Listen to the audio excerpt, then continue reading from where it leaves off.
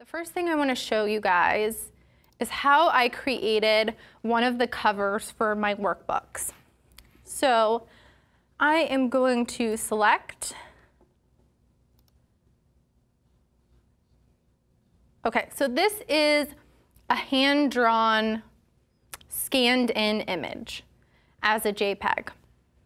I drew this while I was watching some TV shows. I thought this would make a really pretty cover. And I have this one, and then I have a smaller one, and I call them Big Pebbles and Little Pebbles. And I used one for one course and one for the other course. So what I do is I bring whatever it is into Photoshop so that I can adjust it just a little bit. What I do is go over to the adjustments, and if you don't see this, you just go to a window adjustments if you can't find it in Photoshop, and then it'll open up for you. And I go to brightness contrast, and I bump up the contrast as much as possible. You see how that went from light to really dark. And the reason why is that I'm gonna bring it into Illustrator, and I'm going to do an image trace, and it works a lot better when it's really dark. So I suggest if you're gonna do any hand-drawn elements to do it on really white paper and make sure your ink is really black. That's really helpful when you want to do something like this. Now you can use so many other things for your covers. You can use pictures, which is normally what I use, but I wanted to show you guys just one example of how I would use something that I drew myself. Then that's all there is to what I'm gonna do in Photoshop. So easy, right? So then I'm gonna go in here and I'm going to save it as a JPEG. And let's save this with a different name so that I recognize it when I'm trying to open it. And I don't do much with this. Usually I have it set to maximum quality. Sometimes it shows up as an 8 or a 9 or a 12. I don't really do anything with that. So now that that is saved, we're gonna open up Illustrator, and I'm gonna show you the fun part. Okay, let's move this out of our way so that we can actually see. So I'm gonna open up exactly what I just did in Photoshop. And then I am going to select it. It has to be selected. And I'm going to go to Object, Image Trace, Make. And I just press OK for this. This is just saying it might take a little while because this is a big image. And then we get this result. And this is something that I can now use as a vector. The last step you want to do is press expand. I sometimes forget this one, and then I'm wondering, why isn't this doing what I want it to do when I go in and try to edit it and do anything else with it? So you just click expand. Beautiful. And then you want to, everything is grouped when it does a trace like that. So you just want to go into Object, Ungroup, and then let's see if it ungrouped everything. Yes. Okay, so now these are individual elements that I can basically do anything with if I want to. If I want to color them, I can do that. I like to also go in and select the white bits because for some reason Illustrator has all of these weird white bits in there that it leaves when it does something like that. An image trace like this, so I like to select same fill color and delete it. And then they're gone. So then you're just left with the bits that you actually want. And then I can use this as a vector image. So let me actually zoom out. Let's fit all in window and even zoom out a little bit more. Okay, so to make this a cover, what I'm gonna do now is I'm going to group everything together again.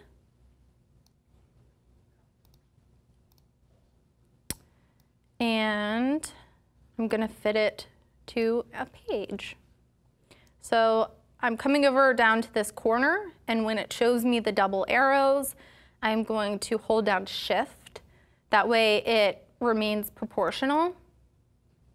And I'm gonna make it big enough. I like to make it a little bit bigger than the page so that it's going off of it in all directions, so that I make sure there's no just white bits anywhere. And then this is pretty much the basis of what I will use. Sometimes I will color it. So let's say that we want to color something. Let me go in here to the color swatches, and let's see if my swatches are still, they're still here, yay! Okay, so this is a color palette that I put together. And I put this color palette together using a photo. One of my photos, I think I actually used 2 different photos. And what I did was, you can easily bring in a photo to Photoshop, and then you use the eyedropper tool, and you click on the color within the photo, and you get that color. And it's really cool. And so that's how I built this swatches palette. So if I wanted to, I could go in here and change the color of this. I could ungroup it, and I could make some different colors. It's just fun to play with, but I'm gonna undo that. And to undo anything, you just hit Command Z in a Mac, and I believe it is Control Z in Windows. You guys, yes, I'm right? Yes! Yeah, we okay. have an audience here who can help us out with any keyboard shortcut questions. Love it. Okay, sometimes I use keyboard shortcuts and sometimes I don't, because I'm not in these programs all the time, so I haven't learned all of them. All right, so this is the basis. Then for my workbook cover, I wanted to add a circle. So I'm gonna hold Shift so that it's a perfect circle. Let's make it about this big, I like that. Then I'm going to make it white. I'm gonna pull it over here. And I'm going to take down the opacity so that you can see through it a little bit. And opacity is right up there. Let's see what that looks like. That's a little bit too much. Let's go a little bit higher. Okay, I like that. Then I'm gonna hold Shift because I want the circle to be a little bit bigger. And then I want it to be in the center of my page. So I'm gonna make sure that Align to Artboard is checked. If you have Align to Selection checked, then you're gonna be aligning it to whatever other object you're gonna have selected. So Align to Artboard, let's put it in the middle. Yeah. Okay. Then time to add some text. So I'm gonna go to Type, and let's see if my recent fonts, not yet. So one of my favorite fonts, you guys, is called Paris. I love it so much, and you can find it on My Fonts. I use it for so many things because I love it so much. It's got like that hipster cool feel to it, you know? Okay, so let's make it ebook example. And I don't love how big that is. Let's increase that.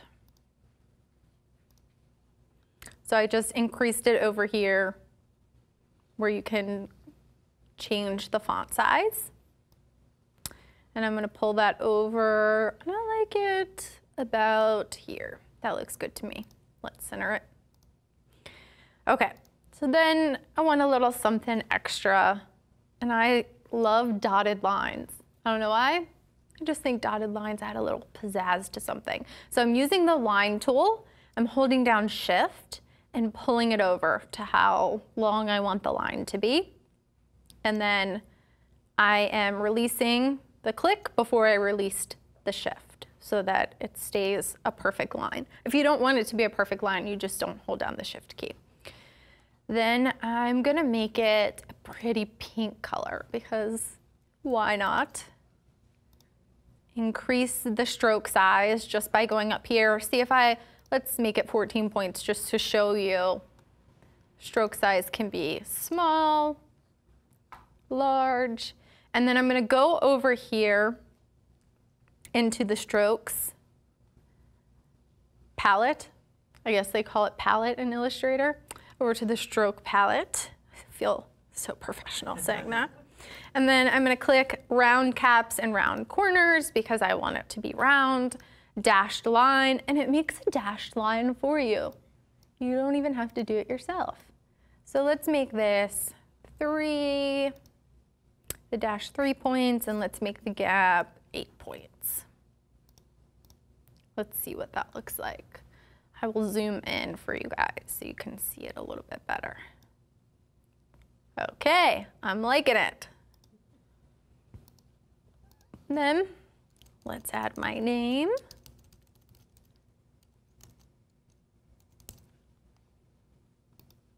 And to get back into type after you have created something, you just double click inside of it, and then it allows you to go back in and edit it. Let's make this smaller. Okay. So if you guys have the ebook, I'm doing something very similar to that, except for I believe for this course I did the little pebbles page. Yep. And for the other course I did the big pebbles page. So it's pretty much similar to that. This is how I'm creating it.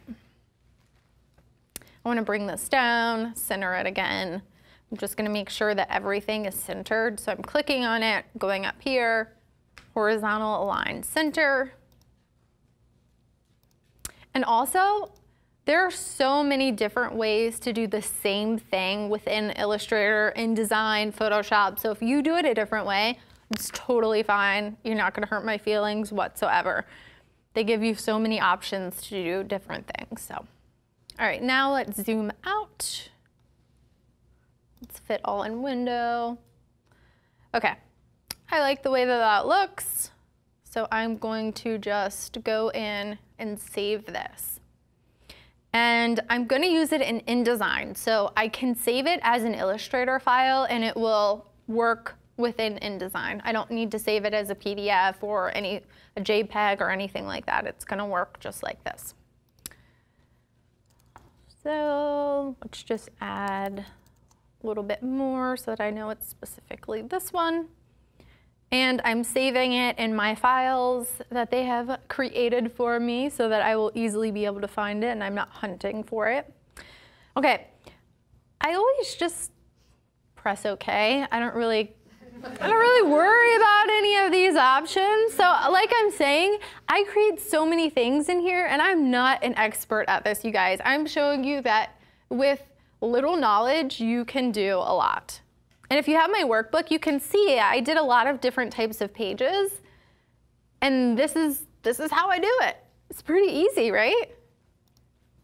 Okay, so far, do you guys have any questions? Yes. Why are you using Illustrator? Do you need to have a vector file or can you just do Photoshop? I like to have a vector file because of sizing. So when you have a JPEG, when you try to make it bigger, then it's when you get something that's really pixelated. Whereas when I turn it into a vector image, I can make it as big or as little as I want. Okay. And so I use something like this in some of the slides as a background. Really, I took down the opacity a lot. I don't believe in any of the slides I shared today, but in some other ones. So I used it for more than just this too, so that I wanted to be able to use it at any size I wanted to use it at. We had a question come in online. I know you mentioned using the Paris font, and we have a viewer who wants to know, how do you know when you can and you can't use fonts like that commercially? Okay, perfect. So myfonts.com, they have specific license for each font, and it tells you in what ways you can use it and what ways you can't use it. So I paid for this font. And CreativeLive also paid for the font. And so we can use it commercially because we've purchased the font. And this one actually isn't that expensive. It depends if you're gonna buy the whole package or one of them, but I think it's like $10 or $15. It's not that bad. And if you're gonna use a font a lot, it's worth it. Now, if you find fonts on other websites, you have to make sure that you are choosing ones that you can use for commercial use as opposed to the ones that say just for personal use. You can use the ones for personal use for, you know, if you're gonna make a card for your friend for their birthday, that's totally fine, but you don't wanna use it in your business in any way. Or, and I say don't use it on your blog because you sell things on your blog, even if that's not for sale. Only use ones that you're allowed to use for commercial use and read the license. Okay, so I saved that. We've got the cover. So let's go into InDesign. I'm going to File, New, Document. And the reason I'm choosing document over book is because I took an InDesign course and the guy said, just always choose document and not book. And so I really don't know why it's a good option, except for that's what he said, and I thought, okay, and it's always worked for me, so that's what I choose. So Rochelle, you're laughing at me. Okay. Do what you're told. I do what I'm told. Okay. Number of pages, I usually just estimate because you can add pages. I'm gonna show you how you can add or delete pages, but let's say 15 pages. And then facing pages means that you are going to have 2 pages side by side. You can, if it's checked. If it isn't checked, then it's just 1 page at a time. So it depends on what you want. For my workbooks, I made them all so they are not facing pages, but for the case study ebook, I made them facing pages because I put a picture of the lovely entrepreneur on one side with a little fun fact, and then I put the case study on the other side. And so I wanted them to be together. So it just depends on whatever you want. So I'm gonna uncheck that because usually I don't do facing pages. Letter, great. Columns, I only want 1. This looks good to me. So I'm gonna click OK. It opens up my document. And the first thing I like to do is go into it and do whatever I'm gonna do to the master page. So all I did was I clicked on pages and it opened up what you see here.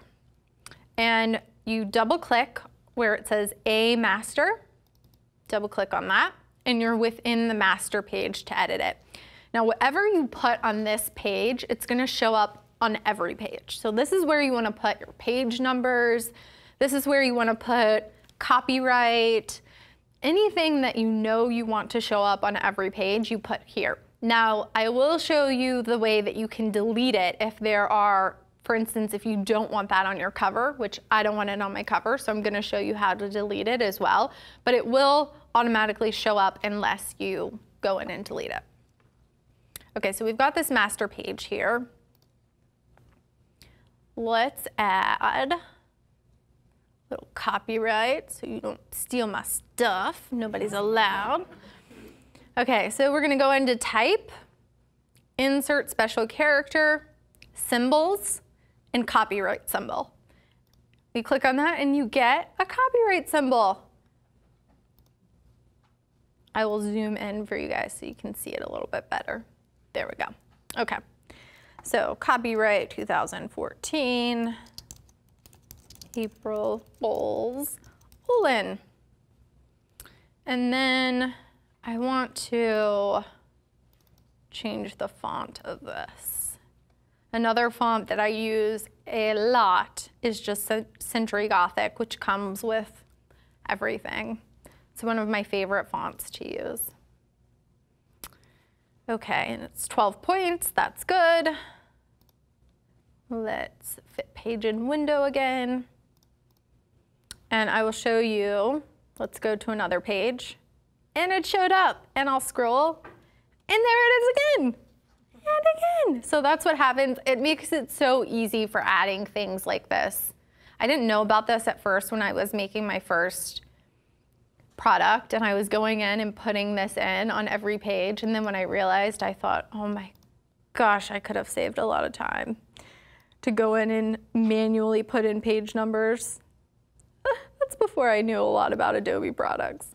Okay, so let's put in a page number. You again would go to type, insert special character, markers, and current page number. And again, I'm going to change this font. Go to type, font, and when you've used fonts recently, they put them up here at the top so nicely for you so that you don't have to go scrolling through looking for them. So once you've used them a few times, they tend to pop up here for you. Okay, and then I also want to align it to the right. So I'm just going to go right up here and click on Align Right.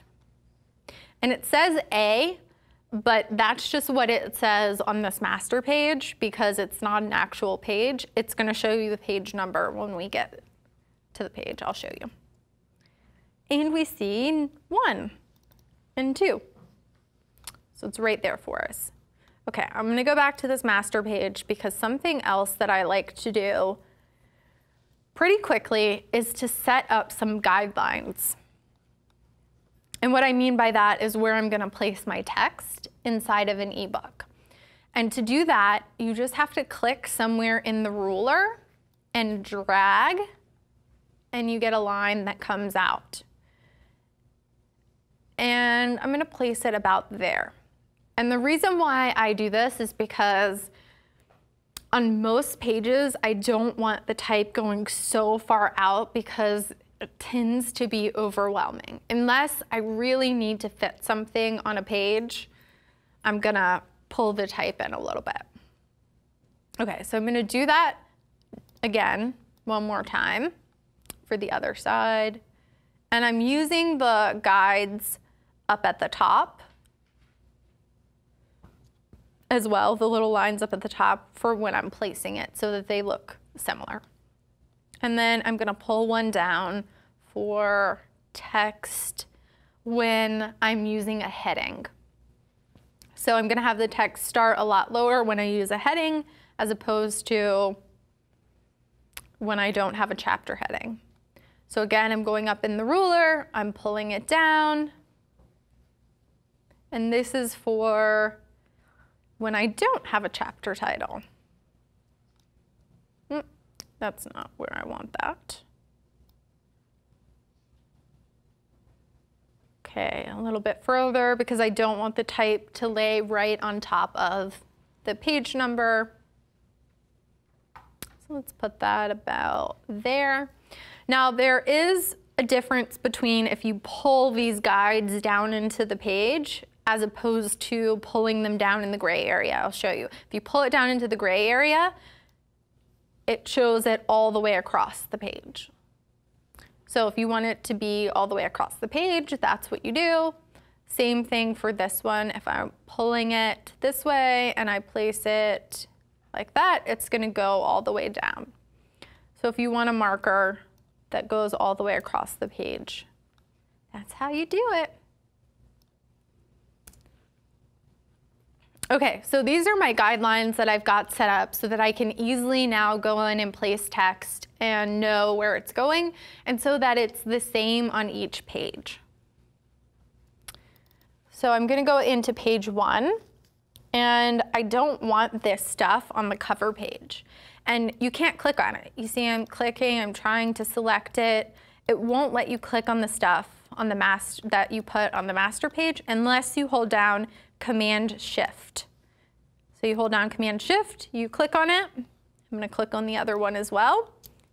Delete, gone. And I'm assuming it's gonna be Control-Shift if you're on Windows. Okay. Then I am putting in a box so that I can place my cover image right in it. So I'm gonna go to File. It's kind of weird how you place things inside of InDesign. It's very strange. It's not intuitive, and you don't want to copy and paste. You can copy and paste, but this is the best way to put things inside of InDesign, no matter whether it's text or an image, whatever. So you want to go to File, Place, or you can use the shortcut, which I never use. Okay, so I'm picking the image that I just made in Illustrator, and voila! Cancel that. There it is. Now, I will show you what it will look like since we've got all these guidelines. They're not going to show up when we print. That's the preview of it. And it still looks a little bit wonky, right? And the reason why is we have display performance, typical display. And this will make your computer run a lot faster. I always work in typical display because things run a lot faster. However, if you want to see what it's actually going to look like, you go to View, Display, Performance, and click on High Quality Display. And there you go. Now it looks like it should. And I'll leave that on unless things slow down so that you can see. But I believe that InDesign normally has it as typical display, so you would need to change that. So if you're in there and you add something and it looks funky, make sure that you're looking at it in the right way. And this is how it's going to print. So let's go back, screen mode, normal, so that we can see all of our guides. Okay, I'm going to leave this second page. Well, let's add a welcome message to the second page. So I'm going to click this rectangle frame tool and go in here and just match it to my guides. And then File, Open.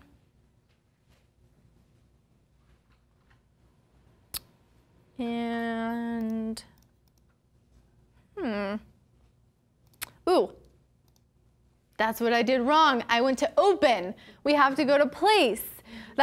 It seems so silly. Like, why can't you open something within InDesign when you hit Open? I don't even know why it's set up like that, but they must have a reason. So File, Place. So if that ever happens to you and you're clicking on Open and nothing is showing up and you can't click on it, make sure you are going File, Place. Okay. Now we can click on the welcome document and it places it right in that box that I created. Now I want to show you something else that is really helpful as far as text within an ebook. If you are creating something that has a lot of text, one of the things that I like to do is to put together paragraph styles so that you don't have to go in and change the text every single time. I'll show you what I mean.